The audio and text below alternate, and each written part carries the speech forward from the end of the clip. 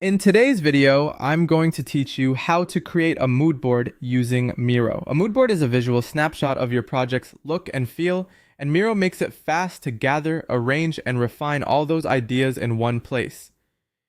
Start by opening Miro and creating a new board. Give your board a clear, descriptive name, like Brand Mood Board, April 2026, so it's easy to find later.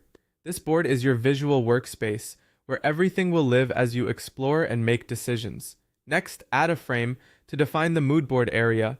Think of the frame as your canvas. Resize it to fit the amount of content you plan to include, and rename it something meaningful, such as mood board concepts. Keeping everything inside a frame helps you stay organized and present your ideas cleanly. Before you add visuals, define your theme. Decide on the overall style, maybe minimalist, bold, luxury, or playful, the color direction you're leaning toward, and who the target audience is. Drop a small text box on the board with a quick description of the vibe so anyone viewing the board understands your intention at a glance. Now bring in inspiration.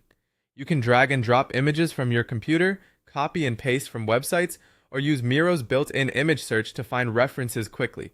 Add a mix of photos, graphics, UI designs, and even standout social media posts. Choose visuals that express tone and texture, not just literal examples, and try to keep image quality high for a crisp presentation. Build your color palette by inserting shapes or sticky notes and filling them with your chosen hues. This makes it easy to compare tones side by side and keep future additions consistent.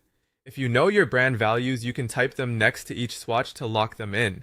Collect typography ideas by uploading font samples or screenshots. Add short text examples, like headlines and captions, to see how type pairs work together and how they feel alongside your imagery and colors. Organize your layout into clear sections for images, colors, fonts, and general inspiration.